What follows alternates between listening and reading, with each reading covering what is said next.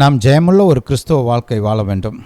ஜெயமுள்ள ஒரு வாழ்க்கை வாழ வேண்டும் என்றால் நாம் 2 காரியங்கள் செய்ய வேண்டும். ஒன்று, நம்முடைய பரலோக தேவனை விசுவாசித்து அவரிடத்திலிருந்து ஆசீர்வாதங்களையும் நன்மைகளையும் வெற்றியும் பெற்றுக்கொள்ள கற்றுக்கொள்ள வேண்டும். இன்னொன்று, நமக்கு விரோதமாக செயல்படுகிற நம்முடைய சத்துருவாகிய பிசாசின் கிரியைகளை மேற்கொள்ள கற்றுக்கொள்ள வேண்டும். இது 2மே நடக்கணும்.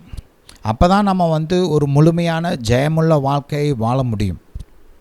அப்போ பிசாசு அவனுடைய கிரியைகள்னு சொல்லும்போது நம்ம பயப்படணும்னு அவசியம் கிடையாது. ஏன்னா நம்முடைய சார்பாக வானத்தையும் பூமியும் படைத்த கர்த்தர் இருக்கிறார். நம்முடைய கேடகமாக, நம்முடைய கோட்டையாக, நம்முடைய துருகமாக அவர் நம்மோடு கூட இருக்கிறார். அவர் நம்மோடு இருப்பதனால் நம்ம பொல்லாப்புக்கும் தீமைக்கும் பயப்படணும்னு அவசியம் கிடையாது. ரைட்? அதே நேரத்தில் ஆண்டவராக இயேசு நமக்கு கொடுத்த அதிகாரத்தின்படியும் அதிகாரத்தை பயன்படுத்தி, இயேசுவின் நாமத்தை பயன்படுத்தி, தேவ வார்த்தையை பயன்படுத்தி, ஜபத்தையும் துதியையும் பயன்படுத்தி எப்படி பிசாசின் கிரியைகளை மேற்கொள்ளணுன்றதையும் நம்ம கற்றுக்கொள்ள வேண்டும். ஹல்லேலூயா, ஹல்லேலூயா டு ஜீசஸ். பாருங்கள், ஒரு விவசாயி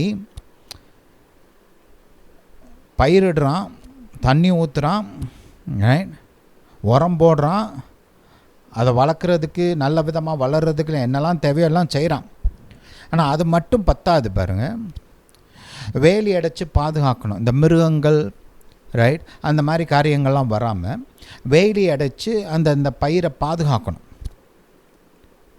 அது மட்டுமல்ல, இந்த பெஸ்டிசைடு இதெல்லாம் இருக்கு இல்லையா, அந்த மாதிரி காரியங்கள்லாம் யூஸ் பண்ணி இந்த பூச்சி புழு இந்த மாதிரி காரியங்கள்லாம் அந்த விளையிற பயிரை நாசம் பண்ணாமல் இருக்கிறதுக்கு அதையும் செய்யணும், அதையும் பயன்படுத்தணும்.